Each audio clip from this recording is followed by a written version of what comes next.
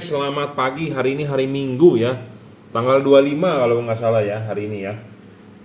Hari Minggu jadi ini bolam yang mau kita review ya. Sebelum kita kirim nanti kita kalibrasi dulu. Mestinya hari ini adalah San Mori ke Citorek ya. Saya diajakin oleh grup motor anak Moge, tapi karena banyak orderan yang masuk, mau nggak mau saya pending gitu ya, saya pending, jadi kita lebih concern ke utamakan ke customer ya, karena perlu kalibrasi, perlu setting ya. Mobilnya bermacam-macam, kebanyakan dari Toyota ya, Toyota, Honda ya, Avanza, Innova. Ada juga mobil Proton ya, Proton Exora. Proton Exora sebenarnya 11-12 dengan Innova. Reflektornya persis dengan Innova, dia punya cut off-nya. Saya sudah memasang beberapa kali untuk Exora ya. Proton Exora, jadi mobil Malaysia ya, Kuala Lumpur ya. Hebat ya, Malaysia bisa punya mobil nasional, Indonesia belum punya ya. Kita doakan saja Indonesia punya mobil nasional ya. Oke, kita review satu persatu ya. Ini untuk Exora dulu deh ya. Ini untuk saya nggak sebutin namanya deh, tidak enak ya nanti. Jadi saya rekomendasi tipe ini. Sebelumnya kalau nggak salah Bapak mau beli yang tipe apa ya? Tipe yang belum dual Cooper. Saya rekomendasi tipe ini karena saya sudah masang beberapa kali untuk Exora tipe ini ya. Yang punya mobilnya sih puas, tapi kepuasan tiap-tiap orang adalah berbeda. Saya juga nggak bisa terlalu banyak bicara karena ya tiap-tiap orang kan berbeda ya. Tapi intinya adalah kita rekomendasikan ya, cut off-nya bisa adjustable ya, memenuhi syarat bolam bagus. Jadi selalu saya ulang ya. Ini untuk Exora kita akan pilah-pilah dulu deh. Jadi yang H4 ke Kri ya. Karena ini bermacam-macam nih, ada untuk Avanza Veloz, Avanza biasa ya, bolamnya GL3. Ini untuk Avanza juga ya. Jadi H4 versi Kri kita akan bagi dia punya reviewnya ya. Jadi sebenarnya orderan ini masuk lebih banyak ya, tapi karena belum masuk di Bukalapak atau di Tokopedia atau di Shopee ya kita belum bisa siapkan. Kedua, banyak yang mau transfer ya, tapi belum saya terima, jadi saya tidak siapkan. Buat Anda yang mau order, buat Anda yang mau mudik, jangan nanti mepet-mepet order, nanti takutnya pengiriman crowded, macet ya, segala macam. Jadi segeralah. Memang mudik dilarang ya, tapi saya juga nggak tahu tahun ini apa mungkin Anda bisa nyelip sana nyelip sini ya, saya juga nggak ngerti. Tapi Anda beli lampu ini bukan hanya untuk mudik sebenarnya ya. Mungkin Anda mau mudik jalan tengah malam supaya tidak dicegat, ya saya nggak ngerti juga bagaimana. Tapi intinya lampu ini nggak dipakai untuk mudik pun, Anda untuk jalan sehari-hari ya, recommended ya, seperti itu. Jadi ini untuk Proton Exora ya. Proton Exora ini sama seperti Innova. Innova itu bukaan lampunya, patternnya hampir sama dengan Exora ya. Satu syarat bolam bagus adalah watt dan luxnya harus gede ya. Selalu saya bilang watt dan luxnya harus gede. Maksudnya gede di sini adalah bukannya dia harus segede halogen. Pakai LED itu lebih hemat listrik, itu betul ya, itu betul. Cuman maksudnya adalah watt dan luxnya harus gede itu dalam arti banyak yang menulis wattnya segede-gedenya, tapi kenyataannya diukur di bohlamnya tidak sampai ya. Banyak loh yang seperti itu jual ya, ditulis segede-gedenya wattnya tapi prakteknya tidak sampai ya.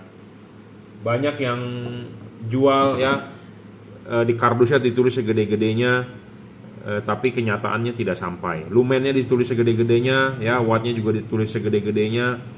Sebenarnya apa sih tujuan mereka menulis wattnya segede-gedenya? Supaya Anda beli, intinya itu ya. Tapi kita di sini adalah mau menyajikan yang jujur, yang real ya. Di sini ada namanya wattmeter ya. Jadi kita ukur berdasarkan wattmeter, bukan berdasarkan tulisan di kardus. Karena kardus Anda mau tulis berapapun bisa.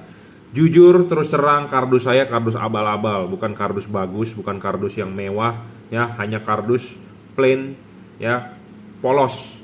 Anda beli, Anda akan mendapatkan kardus polos ini, bukan kardus yang ada mereknya, ya. Jadi Anda percaya dengan review saya yang apa saya sajikan di YouTube. 30 watt real bohlam ini, ya. 30 watt real 3100 lux. Ya, 30 watt real 3100 lux. Bohlam ini H4, ya. Khusus H4 bisa jauh, bisa dekat. Ya, H4 itu bisa jauh, dekat. Jadi bohlam ini real 30 watt untuk lampu dekat, 30 watt untuk lampu jauh, bukan 60 watt. Kadang-kadang si pedagang suka gimmick. Gimmick itu istilahnya bermain kata-kata lah, ya. Iya Pak, ini bohlam 60 watt. Kenapa? Kan low-nya 30 watt, high-nya 30 watt. Bukan begitu menghitungnya, ya. 30 watt low beam, 30 watt high beam. Jadi bohlam ini realnya berapa? 30 watt, ya.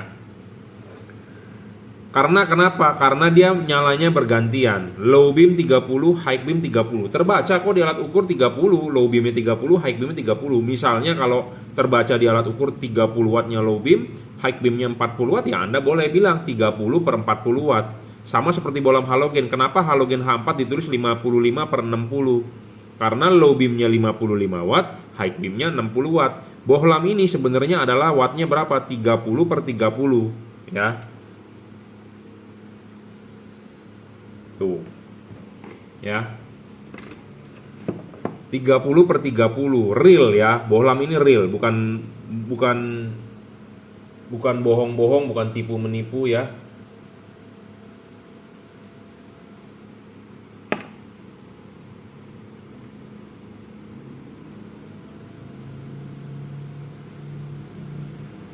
Ya, common ground, common positif bisa. Jadi bohlam ini real 30 watt, ya. Syarat kedua dari bohlam bagus adalah watt dan luxnya harus gede, nggak boleh ngedrop, ya. Watt dan luxnya harus gede, dia harus stabil, tidak boleh ngedrop. Kenapa saya membuat syarat kedua? Karena gini, banyak LED yang mengikuti saya menguji coba di meja, diukur wattnya, ya, gede memang. Ini kan hanya sebentar, ya. Dan diuji coba di atas meja. Ruangan di atas meja ini suhu temperaturnya paling 31 derajat, 30 derajat. Anda kalau nyoba di ruangan mesin itu bukan 30 derajat. Setidaknya pasti 80, 90 derajat atau 70 derajat di dalam ruangan mesin. Apalagi kondisi macet. Dan mobil Anda cc-nya gede. Mobil Anda diesel. Pasti panasnya lebih ekstrim. Terus Anda pakai knalpot racing. Udah pakai knalpot racing, tidak dimodif komponen lain. Misalnya adalah supply bahan bakarnya jadi kering, ya. Jadi pembakarannya kering, len apa rich ya, kering, mesin jadi lebih panas. Nah, itu yang mengganggu sebenarnya. Jadi LED itu di mobil itu bekerja di suhu 80-90, bukan di suhu 31 derajat. Jika Anda ngetes di meja 5 menit saja sudah ngedrop, bagaimana Anda nyalakan di mobil?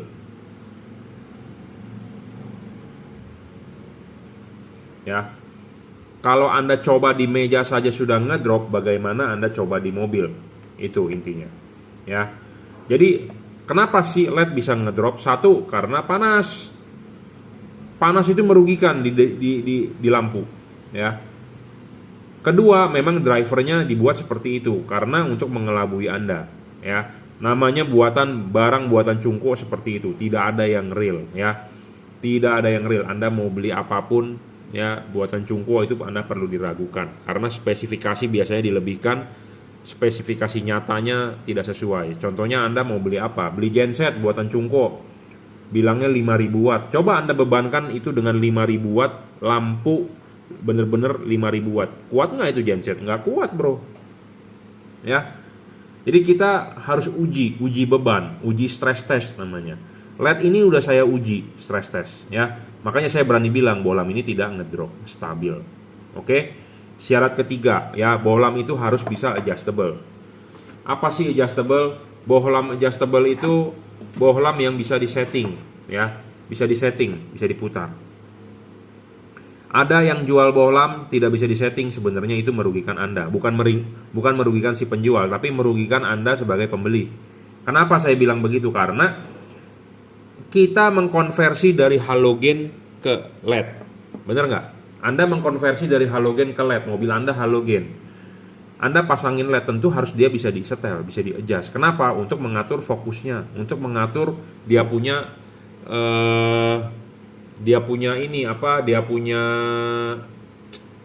cut off, ya.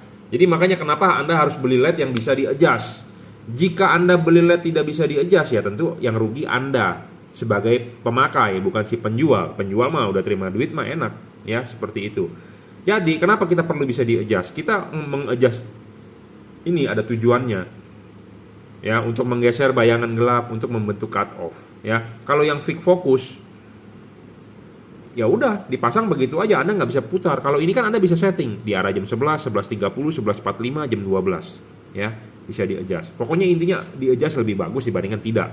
Anda mau membantah apapun, pokoknya yang bisa dikalibrasi atau bisa disetting lebih bagus dibandingkan yang tidak bisa disetting. Ya, makanya kenapa saya membuat syarat ketiga, bohlam itu harus bisa adjustable. Khusus H4. H4 ini bohlam khusus yang mempunyai dua buah fokus, bisa lampu dekat, lampu jauh, ya. Nah, bohlam lampu dekat, lampu jauh ini, ya, mempunyai dua fokus untuk low beam, fokus untuk high beam, karena chipnya ada dua. Kalau low beam bagian depan yang nyala, bagian belakang adalah untuk high beam. Nah, bohlam untuk low beam ini ada payungnya. Nah, payungnya ini juga kita sebelum dikirim kita bisa kalibrasi. Kita bisa memapas ini, ya, memapas ini. Kita buka lagi, lebih turun lagi. Kenapa? Supaya outputnya lebih keluar lagi. Sebenarnya fungsi dari payung ini adalah apa? Membatasi cahaya. Cahaya itu dibatasi oleh dia supaya membentuk cut off. Tapi kalau menurut saya pabrikan itu terlalu menutupi. Jadi kita lebih buka lagi supaya output cahayanya itu lebih keluar lagi, ya, seperti itu. Jadi nanti akan kita kalibrasi, kita akan buang ininya sedikit. Saya nggak selalu buang sebelah kiri atau buang sebelah kanan, karena macam-macam, tiap-tiap reflektor macam-macam. Nanti kita akan ukur berapa derajat bukaan ininya, ya. Makanya kenapa setelah Anda beli LED biasanya saya minta foto depan mobilnya. Pak, fotoin mobil depan mobilnya. Jangan kasih saya tahunnya aja, misalnya Avanza tahun 2017. Karena kadang-kadang suka tersamar 2017, 2016. Mendingan fotoin depan mobilnya. Saya akan melihat ininya nih. Kebanyakan semua mobil seperti Avanza, Innova yang mobil-mobil sejuta umat, Mobilio lah, Brio lah, Expander lah, pokoknya mobil-mobil yang sejuta umat saya sudah tahu bukaan ininya berapa. Nah, akan kita buang berapa, gitu ya. Karena tiap reflektor H4 itu mempunyai garis ini. Mau mobil apapun, ya, mau mobil apapun pasti ada bukaan ini. Bukaan ini itu ada hubungan dengan cut off, ya, intinya itu. Kalau Anda mau detail tentang itu, Anda bisa lihat di video saya YouTube-nya tentang teknis, spesifikasi teknis, ya. Ini adalah hanya untuk mereview secara cepat saja. Jadi akan kita kalibrasi, ya. Nah, barang sampai Anda tinggal pasang, Anda hanya perlu setting sampai mentok, itu dulu aja. Jika Anda ada keluhan, baru nanti kita akan membahas soal settingan, Pak, agak putar maju, agak putar mundur, ya, seperti itu. Jadi yang Anda perlu lakukan hanya memutar. Urusan maju mundur, setting ini adalah saya yang ngurus, ya. Kenapa? Karena bohlam ini mempunyai dua buah fokus lampu dekat, lampu jauh. Jika Anda bermain di sini, nanti dekatnya bagus, jauhnya nggak bagus. Jadi kita mencari yang titik tengah. Jadi untuk maju mundur ini mendingan saya saja yang setting, ya. Barang sampai Anda hanya perlu setting putar, intinya itu, ya. Oke, syarat keempat bohlam bagus adalah harus bisa diservis. Diservis ini dalam arti chipnya kalau rusak bisa diganti, ya. Chipnya kalau rusak bisa diganti atau bisa di replace, ya, seperti itu. Selama stok chipnya ada, karena ya dari pabrikan selalu ngomong chipnya ini udah mulai langka, ya. Nah, kelima adalah soal bayangan gelap. Bayangan gelap harus kecil dan tidak boleh terlalu gelap, ya. Makin gelap makin jelek, makin kecil makin bagus. Intinya seperti itu. Nah, ini bayangan gelap, ya. Tidak boleh terlalu gelap ya, ini kan samar-samar gelapnya, tidak boleh terlalu gelap, tidak boleh terlalu lebar ya. Anda kalau menemukan bohlam yang bayangan gelapnya lebih kecil dan tidak gelap, itu lebih bagus ya. Keuntungan dari bohlam ini justru dibantu karena chipnya ada lensa, jadi bayangan gelapnya bisa tercover, tidak terlalu gelap. Intinya itu aja, karena ini nongol. Tetapi kalau chip-chipnya CSP memang mendem. Saya ngomong apa adanya, to the point. Ini LED terbantu gara-gara ada chipnya, ada lensa. Kalau chipnya tidak ada lensa, sama juga dengan bayangan gelapnya kecil. Jadi terbantu gara-gara ada lensa. Saya pernah memapas ini lensanya. Hasil outputnya agak kurang bagus dibandingkan pakai lensa ya. Makanya kenapa keunggulan chip ini dia ada lensa. Karena lensa itu membantu pembiasan. Intinya itu aja ya. Syarat keenam adalah tidak boleh storing. Bohlam ini tidak storing. Storing ini tidak mengganggu radio mobil Anda. Anda ada pakai LED tapi radio mobil Anda terganggu. Contohnya apa? Philips Ultinon Essential G2, Pro 7, P730. Semua keluarga dari Pro 7 storing terhadap radio. Itu hal yang mudah. Ya, hal yang tidak mudah adalah mengganggu sistem kerja komponen elektronik mobil Anda. Contohnya, pas pada saat lampu nyala Anda injak gas kok mobil saya lemot. Ya, seperti itu adalah storing ya, mengganggu sensor-sensor di mobil Anda karena mobil zaman sekarang full sensor ya. Full sensor. Injekan gas bukan berupa pakai kabel tali gas tapi menggunakan servo, menggunakan potensio servo. Jadi semua digerakkan menggunakan ECU, tegangan 0,5 volt, 0,3 volt segala macam, servonya bergerak. Pada saat lampu nyala karena filternya kotor mengganggu kerjanya elektronik mobil Anda. Jadi Anda mesti gas dalam, terus bisa juga kemungkinan transmisi Anda kalau matic nggak bisa ngoper. Nah itu Anda perlu perhatikan ya. Jadi diem terus di 3 nggak bisa ngoper, ke 4 mungkin kalau yang otomatis biasanya kan taruh di D. Makanya itu ada hubungan bohlam tidak boleh storing. Bohlam storing intinya merugikan Anda. Bohlam tidak storing ya tentu Anda lebih bagus gitu ya. Ketujuh adalah soal pendinginan. Selalu saya ulang-ulang ya, LED itu musuhnya panas. Panas itu ngedrop, panas itu mengurangi umur pakai. Panas itu merusak. Nah, bohlam ini kalau Anda mau masang dulu ininya. Pasang dulu ininya, terus klipin, pasang karet. Jadi karet itu ininya nih duduk di ininya bohlam. Pasang dulu, sudah bagus, sudah masuk ya. Terakhir adalah baru bohlamnya masuk.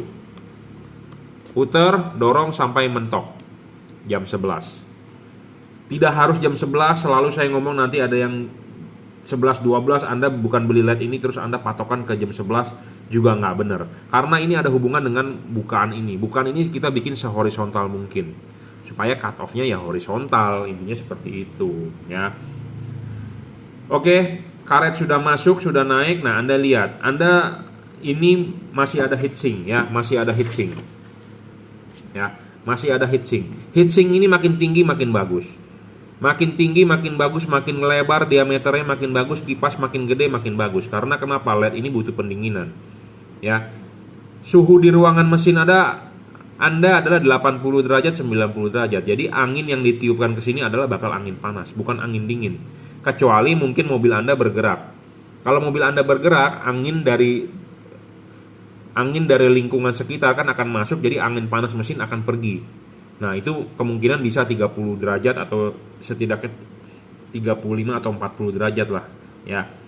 Karena kan tetap aja angin itu akan masuk dulu melalui radiator mobil Anda. Radiator mobil Anda kan 80 derajat, tapi kan setidaknya angin segar, ya. Ya.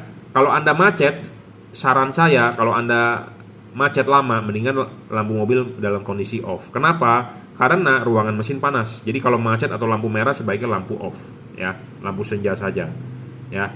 Nah, ini LED, ya. Ada kipas. Kipas harus berputar. Kipas harus berputar meniup angin ke sana. Ke sana ini dia harus keluar dari sirip. Ya, benar nggak? Kipas angin berputar, angin harus bertiup, dia harus keluar dari sirip. Bukan angin itu kipas angin berputar, bukan angin itu ditiupkan ke dalam, bukan. Itu sebenarnya merugikan. Jadi LED ini tidak ada hubungan udara dengan bagian yang di dalam headlamp dengan di bagian ruangan mesin. Kalau LED yang ada lubangnya di sini, ada hubungan udara, itu sebenarnya berbahaya. Berbahaya satu, kenapa? Headlamp Anda akan masukkan debu. Kedua, kemasukan air, intinya itu. Nah, kalau ini tidak ada hubungan. Nah, tidak ada hubungan lebih bagus dibandingkan ada hubungan, intinya itu, ya. Ini kipas berputar, angin akan keluar di sini. Makanya saya bilang, heatsink ini makin gede makin bagus. Heatsink ini makin tinggi makin bagus. Supaya kenapa? Ini berputar, angin bisa keluar dari pinggir-pinggir. Ya. Nah, jika ini tidak ada heatsink, ini dipasang, kipas angin berputar, angin mau lari kemana? Mentok dong, buntu. Kenapa buntu? Ya, Anda lihat dong anatominya ini. Ini begini. Si lampu masuk di sini kan, buntu, nggak bisa tembus ini kan karet. Nah, kalau buntu begitu, ya, sama dengan kipas berputar, anginnya nggak bisa keluar, ya. Angin nggak bisa keluar dong, kan buntu, tertutup oleh karet karena tidak ada heatsink, tidak ada ininya pendek misalnya, tertutup. Jadi angin mau lari kemana? Mau nggak mau angin tendangan balik. Makanya kenapa Anda bilang pas udah saya pasang, kok pas saya pegang kipasnya kok anginnya kan ke belakang ya Pak, bukan ke depan. Nggak ada sebenarnya. Kebanyakan semua kipas itu niup ke depan, ya. Saking karena buntu, mau nggak mau ditiup ke dalam, dia balik anginnya. Jadi Anda akan berasa angin di belakang. Jadi sebenarnya itu memperberat kerja kipas angin. Ya, si kipas berputar mesti tiup ke situ buntu, ditendang balik. Jadi kipas anginnya kerjanya berat. Makanya kenapa banyak LED yang kipas anginnya rusak. Ya. Jadi kerja berat kipas anginnya. Makanya kenapa kipas anginnya rusak. Nah, kalau begitu Pak, beli yang tanpa kipas angin dong. Beli tanpa kipas angin juga bukan solusi. Kenapa? Karena LED yang tanpa kipas angin wattnya kecil, nggak gede. Ya. Anda beli yang dengan kipas angin tapi dengan heatsink yang gede. Itu aja intinya. Makin tinggi ini makin bagus, ya. Saya ngomong apa adanya, to the point. Anda boleh percaya, Anda boleh tidak, ya nggak masalah intinya, ya. Anda lebih baik beli yang dengan ada kipas angin tapi dengan heatsink yang agak besar supaya tidak tertutup oleh karet. Intinya itu, ya. Oke. Ini driverless, ya, driverless. Jadi Anda tinggal colok ke soket asli bawaan mobil, tidak perlu ikat-ikat. Ini juga sudah dirajut oleh nilon, jadi tahan tarik. Anda nggak perlu khawatir. Common ground, common positif bisa, ya. Ini common positif, kita balik. Common negatif dia harus bisa nyala juga, ya. Jadi ini drivernya dual channel, ya. Ya, dual channel high dan low bisa, ya. Jadi nggak perlu khawatir. Pemasangan tinggal colok. Pak, bagaimana kalau saya sudah mempunyai kabel relay set di mobil? Saran saya copotin aja. Kenapa? Karena nggak ada guna dan tidak akan menambah terang, ya. Copotin aja bro, tidak guna, ya. Menuhin kepala aki bro, jelek, ya. Banyak-banyak kabel-kabel di mobil, siapa tahu itu dicopotin, masa mobil Anda jadi lebih ringan, jadi mobil Anda bisa lebih ngebut, ya, begitu. Enggak lah, bercanda. Jadi maksud saya adalah Anda udah ada kabel relay set, copotin aja bro, ya, copotin aja karena nggak berguna untuk LED, ya. Oke, reviewnya cukup ya untuk H4 Cree XHP 50.2 second generation 4 buah chip, sorotan samping 30 watt per 30 watt, ya. Abis ini akan kita kalibrasi untuk mobil apa, ya. Apa yang dikalibrasi nanti kita akan ukur ketinggian ininya bener nggak. Misalnya kalau tidak benar, kita akan berpatokan pada halogen. Ini tingginya berapa? Kalau tidak benar akan kita gerus satu ininya nih. Kita ceperin. Ya, karena namanya produk buatan massal itu ya Anda tahu sendiri lah. Anda nyetak ember pasti kan ada bagian sisa celah-celah gitu ya. Nah, itu kan kita gerinda, akan kita gerus. Nah, bagian payungnya juga nih akan kita buang sedikit. Enggak semua kita buang, ada yang kita buang kiri, ada yang kita buang kanan. Kenapa? Karena tergantung bukaan ini. Saya ngomong, tergantung bukaan ini. Tiap-tiap mobil bukaan ininya berbeda. Ada yang ininya terlalu rendah, ada yang ininya tinggi, ada yang ininya juga tinggi tapi ininya yang rendah. Makanya berbeda-beda, ya. Bukaan ini tiap-tiap mobil ini pasti ada tiap mobil garis ini, tapi garisnya berbeda-beda. Nah, contohnya ini reflektor ini rendah, ini agak tinggi, tapi ada juga yang rendah sama rendah. Seperti expander misalnya, beda dengan Avanza ininya, ya. Oke. Nah, itu juga ada hubungan dengan ini. Ini ada mobil di jam 11, ada mobil ini di jam 12, ada mobil ini di 11.30. Jadi berbeda-beda, ya. Anda perhatikan deh ininya, ya. Sebagai senternya berbeda-beda. Makanya reflektor berbeda-beda ya. Saya ngomong begini, bolam sebelum dikirim dikalibrasi ya, kita akan coba semaksimal mungkin ya. Memang tidak ada yang perfeksionis, saya ngomong apa adanya, tapi setidaknya ada cut off lebih bagus dibandingkan tidak ada cut off, bener nggak? Ya, saya juga tidak bisa memuaskan Anda 100%, setidaknya 90% saya berusaha semaksimal mungkin, intinya itu. Anda jika ingin yang cut off yang perfect memang halogen begini, karena reflektor Anda didesain buat halogen, bukan buat LED atau bukan buat HID, intinya itu ya. Jadi kita berusaha semaksimal mungkin, sebaik mungkin supaya hasilnya maksimal. Saya jual barang juga mau yang Anda pakai pasti bagus, bener nggak? Kalau dengar Anda bagus, ya tentu kan kita wah mantap ya hasilnya. Kita juga kan puas gitu ya. Oke, saya mengundang Anda sudah beli barang ini, kalau bisa Anda videokan hasil outputnya. Anda berikan saya testimoni, wah Pak, LED yang Bapak jual jelek. Bapak ngomong apa adanya di YouTube, di video tersebut. Nanti saya akan upload ke YouTube. Misalnya kalau merasa kurang terang, Pak, merasa kurang ini, Bapak videokan di YouTube. Ya, supaya nanti untuk pembeli-pembeli saya di kemudian harinya dia mempunyai masukan. Sebutkan merek mobilnya, tipenya apa, ya, supaya ada gambaran seperti itu. Dan saya juga bisa berpikir atau saya bisa mengolah bagaimana supaya hasilnya lebih maksimal. Ya, intinya seperti itu. Saya juga hobi, terus terang saya juga jualan. Hobi sambil mencari duit. Ya, jangan bilang saya jual barang mahal karena ini barang disuplai oleh distributor. Sistem saya hanya berupa komisi, intinya itu. Ya, semua orang berdagang pasti mau mencari uang, ya, to the point. Ya, saya akan berikan terbaik, ya. Tiap-tiap mobil abis ini akan kita kalibrasi, makanya saya hari ini nggak berangkat San Mori ke Citorek hari ini karena saya harus mengerjakan ini. Karena kalau saya pergi San Mori, saya berangkatnya jam 4 tadi, anak-anak bangun jam 3, pulang capek, nanti ngerjainnya nggak bener. Saya mau yang perfeksionis orangnya ya. Oke, ini untuk Avanza dan Exora ya, Cri XHP 50 second generation.